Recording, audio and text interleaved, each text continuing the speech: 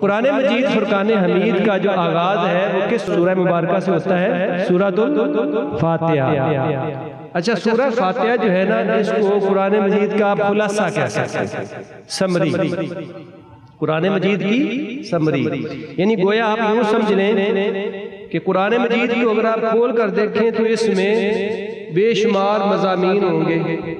جس میں اللہ تعالیٰ کی حمد و ثنا کی باتیں بھی ہیں، جس میں اللہ تعالیٰ کی ربوبیت کے تذکرے بھی ہیں،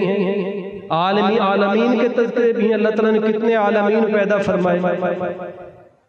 پھر اللہ تعالیٰ کی رحمت کا ذکر جگہ جگہ قرآن مجید میں آتا ہے، پھر روز جزا کے حوالے سے جگہ جگہ قرآن مجید میں اللہ تعالیٰ نے بیان فرمایا ہے، کلام کیا ہے کہ روز جزا قیامت والے دن کیا کیا ہوگا، نیک لوگ ان کے ساتھ کیا ہوگا، برے ان کے ساتھ کیا ہوگا، پھر اسی طرح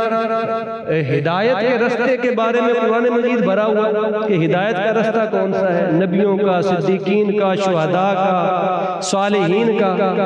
پھر اسی طرح چلتے جائیں، اور عبادت اور بندگی، اس کی اہمیت، اس کی فضیلت، اور پھر استعانت طلب کرنا اللہ تبارک و تعالیٰ سے، اس کے تذکرے قرآن مجید میں جا بجا آپ کو، یعنی یوں سمجھ لیں کہ قرآن مجید ایک گلدستہ ہے، اور اس میں ان سارے مضامین کے خوشنما پھول جگہ جگہ اپنی خوشبو سے مہک رہے ہیں، ان کی تازگی، ان کی نکہت، ان کی فرحت، اور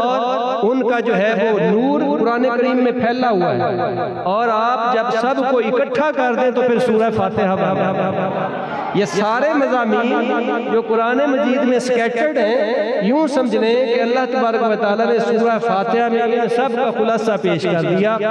اس لیے سورہ فاتحہ کو ام القرآن بھی کہا جاتا ہے۔ کیا کہتے ہیں؟ ام القرآن، جڑ کو بھی کہتے ہیں، گویا قرآن مجید کی جڑ جو ہے وہ سورہ فاتحہ ہے، اور اس جڑ کے اوپر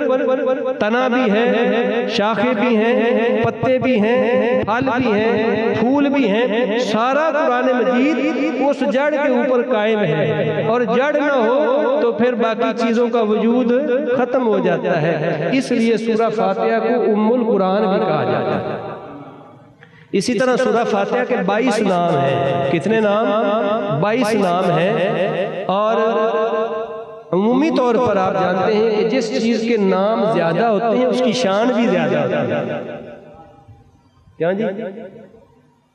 جس کے نام زیادہ ہوں گے، دیکھیں آپ میں سے حافظ صاحب بیٹھے ہیں، یہ حافظ بھی ہیں، عالم بھی ہیں، قاری بھی ہیں، استاد بھی ہیں، ان کے نام بڑھتے جا رہے ہیں، جتنے نام زیادہ اتنی شان زیادہ۔ اچھا، ایسے سمجھ نہیں آ رہی تو آپ کی جھٹ کی مثال دے دیتا ہوں۔ آپ نے دیکھا ہوگا کہ آم جو ہے یہ پھلوں کا ایک بادشاہ ہے، آم۔ تو آم، میں یونیورسٹی آف ایگریکلچر میں پڑھتا تھا، حافظ صاحب تو آم کی انہوں نے، ہمارے ٹیچر نے بتایا تھا کہ 50 قسمیں، بلکہ 50 سے بھی زیادہ ہے۔ دسہری،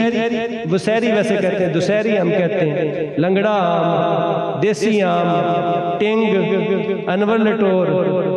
شاہ پسند، یہ کئی نام ہیں، سندڑی، نام سنے ہوئے نا، دیسی آم، مختلف قسم کے آم ہیں۔ اب آم کے نام دیکھیں کتنے ہیں، اسی لیے تو اسے پھلوں کا شہنشاہ کہتے ہیں۔ آم کو پھلوں کا شہنشاہ اس لیے کہتے ہیں کہ اس کے نام بھی بہت زیادہ ہیں، اس کے کام بھی بہت زیادہ ہیں، لیکن اس کے مقابلے میں اگر آپ امرود دیکھ لیں تو امرود کا ایک ہی نام ہے، امرود، چاہے وہ پھر بصیر پور کا ہے، چاہے وہ شرک پور کا ہے، چاہے وہ کھٹا ہے، چاہے وہ میٹھا ہے، چاہے وہ بڑا ہے، چاہے چھوٹا ہے، امرود کیا ہے؟ امرود ہی ہے۔ امرود کا ایک نام ہے، امرود کو اس لیے ایکسپورٹ نہیں کرتے، اور امرود کو امرود ہی کہتے ہیں، لیکن آم کے زیادہ نام ہیں، اس لیے آم کو پھلوں کا بادشاہ۔ ثابت ہوا کہ جس چیز کے نام زیادہ ہے وہ چیز عظمت میں، شان میں بلند ہو جاتی ہے۔ تو سورہ فاتحہ کے 22 نام ہیں، اس لیے سورہ فاتحہ تمام صورتوں میں، ساری صورتیں میں سے عظمت اور شان والی ہیں، لیکن سورہ فاتحہ کا مقام اور مرتبہ اس طرح ہے جس طرح آسمان پہ ستارے ہی ستارے ہوں اور اس کے اندر چاند جو ہے وہ جگمگا